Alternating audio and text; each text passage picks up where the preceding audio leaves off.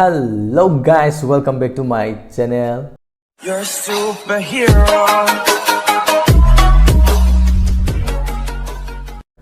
Mayambu ngamkhai laitana thagachari matam kuina video thagatpa lepuraba matungdasu adum ningsingaga leibirambagidama kaubiramdabagidamagta mayambu ngamkhai laitana thagachari ngasi mayamga punna yengminnagadoriba isaisidi Laija hariba Felix Jumnamgi isaidune Laija se thoklakpadagi ai yengdri aigi imanabna hafet wari liye tarakpada hafetti haire emana do ina khame aikoinko ai video namduine adu isaije mayamga punna yengminnaduine na ai yengthoktabida thammine mayamga yengminnagena aduga Laija je sigi original je thoktrinaida moigi isai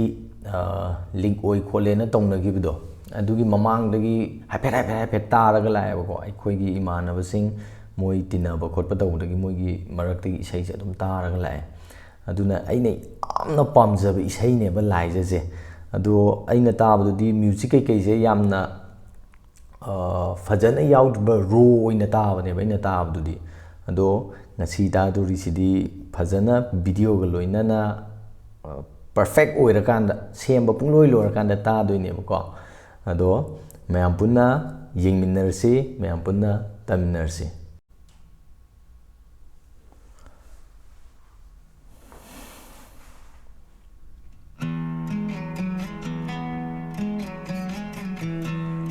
thawai di yamna nungai ten hai sitaru dagi Facebook ta yam ugra sijiga mari lainana otle thamui jam otle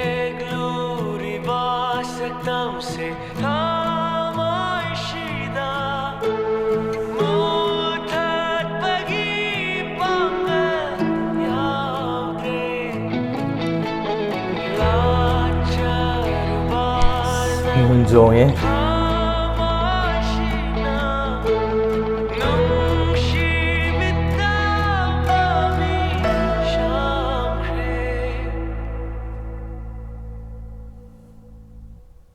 Akaubagi leiro nunda chen kharo yadaba nangse thamoi nungi leiro nunda tinduna leiramba nangse Leirambara ay bulag na naman Laglibara thamoy od na ba Samlambara lagdag na ba Purat para pirang khudo na ba Liklay di masa Lauri bilay dyan Nataw ni natsyat niya kay balite Tamoy dawahan Dihan mingli ay na Nung shiro'y daba ng bukari Ginung shiba Liklay gimasa Lauri bilay dyan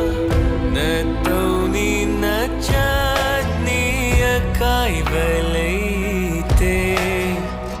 Tamoy dawahan Dihan mingli ay na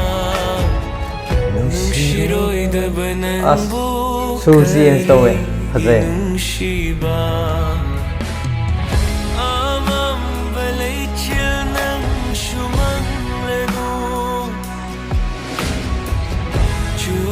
Dabanong nangsu kaglenu Ikang thogla thamoy shelak narenu Nung gaubi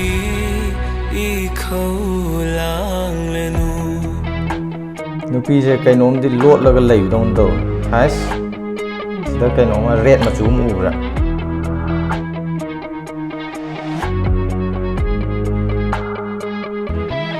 ꯑꯉꯥꯎꯕꯒ ꯄꯥꯡꯈꯛ ꯑꯣꯏꯔꯦ ꯊꯦꯝꯕꯤꯅꯕ ꯀꯅꯥ ꯂꯩꯇ꯭ꯔꯦ ꯊꯃꯣꯏ ꯏꯁꯥꯁꯤꯗ ꯆꯤꯡꯅꯕ ꯑꯃ ꯌꯥꯎꯔꯒꯅꯦꯕ ꯑꯩꯅ ꯌꯦꯡꯉꯤꯁꯦ ꯋꯥꯔꯤꯗ ꯍꯥꯏꯐꯦꯠ ꯇꯥꯔꯕꯅꯤꯅ ꯃ꯭ꯌꯨꯖꯤꯛꯁꯤꯅ ꯂꯥꯡꯇꯛꯅꯕ ꯑꯃ ꯄꯣꯛꯍꯜꯂꯦ ꯍꯥꯏꯕ ꯌꯦꯡꯉꯁꯤꯁꯨ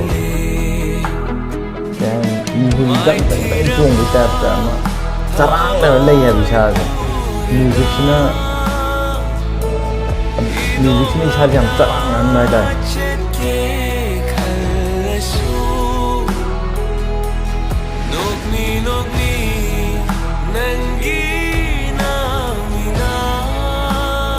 ꯅꯨꯄꯤꯁꯦ ꯀꯩꯅꯣꯝꯗꯤ ꯂꯣꯠꯂꯦ ꯆꯠꯈꯤꯅꯨ ꯍꯥꯏꯅ ꯊꯤꯡꯂꯤ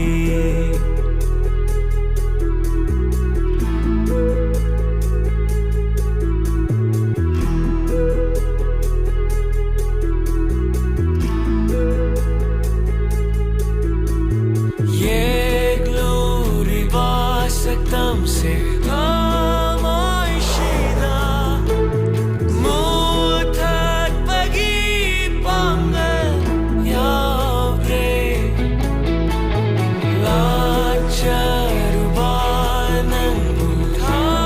ꯀꯦꯔꯦꯛꯇꯔꯁꯦ ꯄꯨꯔꯥ ꯆꯦꯟꯖ ꯇꯧꯔꯦ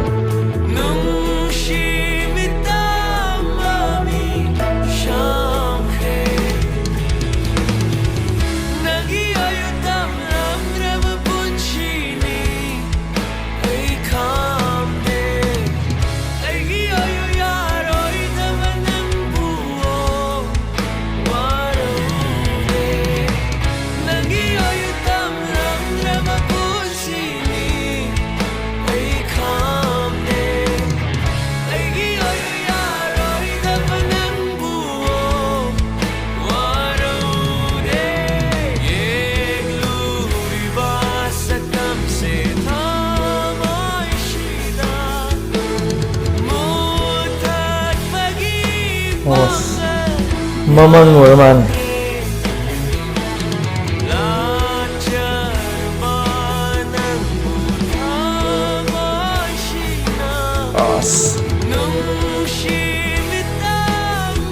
Mamang raw wakal lang.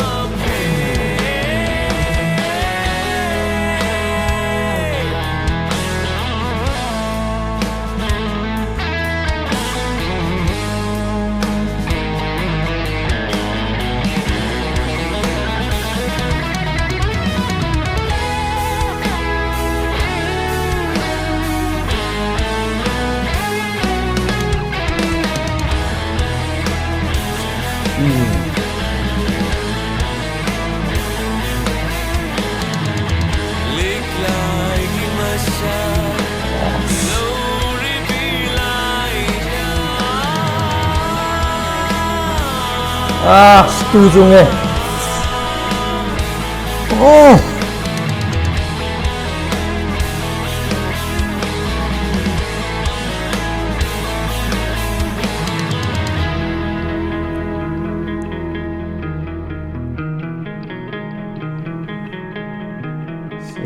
액팅이 어로이비네 봐. 아까우버기 레이로 능다 젠크로야 다바 능세 타모이 능기 이로 능다 딘두날레이람바 능세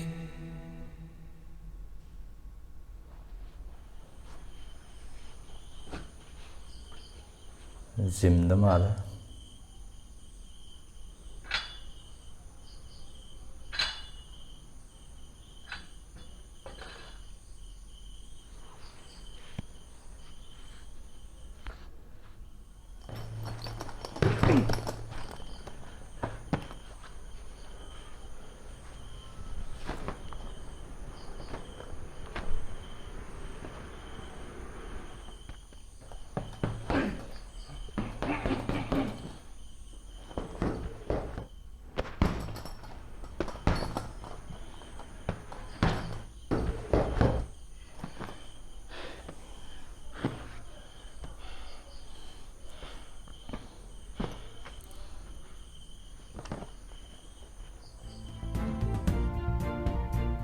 Breaking News.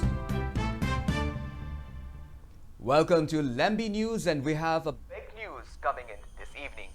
Kishore Mohan, a resident of Nagamapa, Kangjabi Lairak, who went missing 15 days ago, was tragically found dead in Safdarjung, Delhi at around 7 p.m. yesterday. Postmortem reports revealed that he was stabbed 111 times. A horrifying details did align with a series of similar murders. Dead body lies Delhi Police Department suspects the involvement of a mysterious serial killer dubbed Elijah, believed to be behind a string of such brutal attacks. Investigations are underway to uncover the identity and motive of phone tarakiba Misra do yaw Misra Bhakta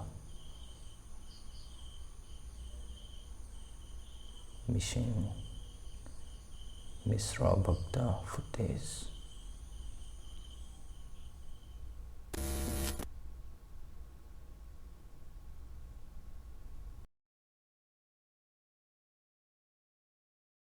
mayam punna video se minagre video se songsoi soidana nungai ramgani na khale mayam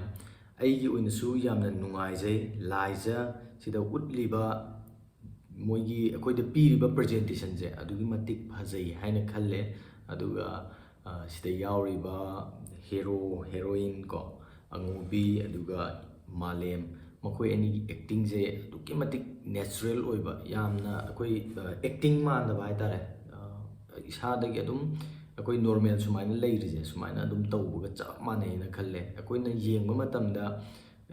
acting cine माइजे acting तौरिनी हाबा खरा लेदना अदुमबसे केमता यावहनदा बाइतारे तसेंना माना फावरिबा खुदिंगमक्तो अदुदो express तौबनी ना आइदि लौवे अदुगी मतिक फजै अदुगा Felix की खोंजेल जी तारगा मागी मनिंगदे इनरइबा music से सिजिनाजु अखोइदा suspense अमजुम फावहनबदो करी थोलगदोइनो करी तौरक्तोइनो सिजिना करीनो हाइबगी चरांगनबा मा इसाजु तनिक मा अदुम फावहलगा थम्मेको सिदमक्तजु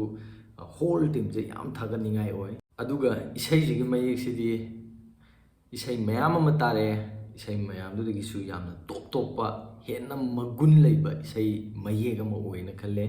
मयेक से प्रति युमनाम की मयेक ने हवरपदसु थागी को सिगी मयेक सिदा इसैजिगी मयेक सिदा करम्बा लाइन नो करम्बा मतांग ओइना पामदे हाइदुसि करम्बा मतांग नो अइना फजदे हाइदुरिजे अदुना मयेक से अदुके मतिक फजबा मयेक अमा ओइहल्ले अदुबा मयेक सिनाजु अखोइगी हौरबा पुंसीगी तांकक मयाम अमा निंगसिंगहल्लगा थमोइदा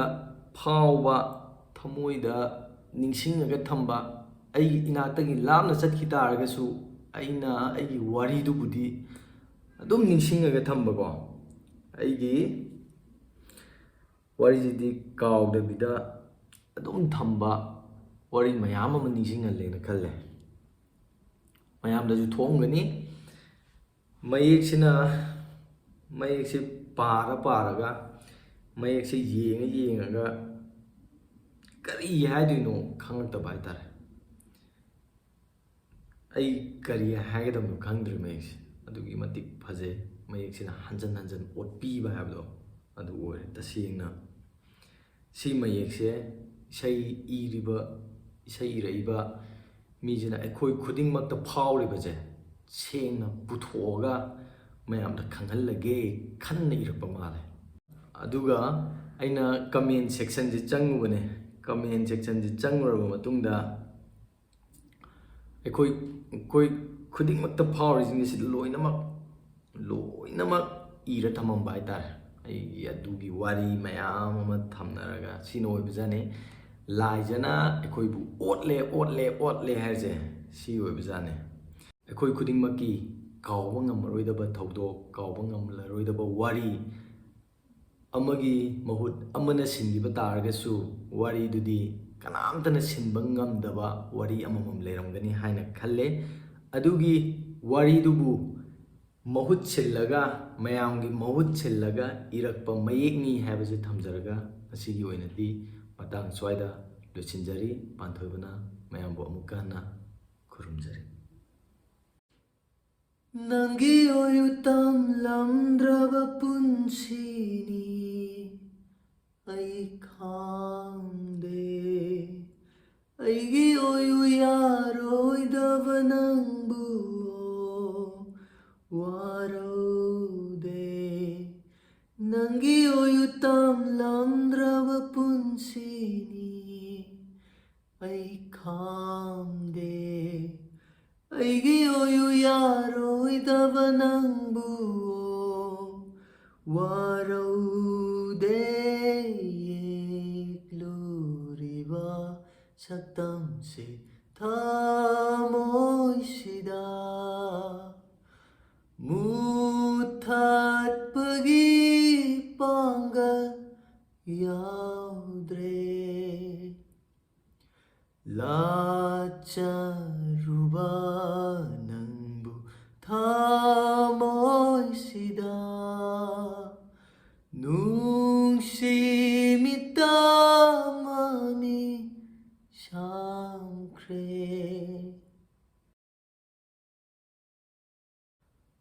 ꯑꯀꯥꯎꯕꯒꯤ ꯂꯩꯔꯣꯜ ꯅꯨꯡꯗ ꯆꯟꯈ꯭ꯔꯣ ꯌꯥ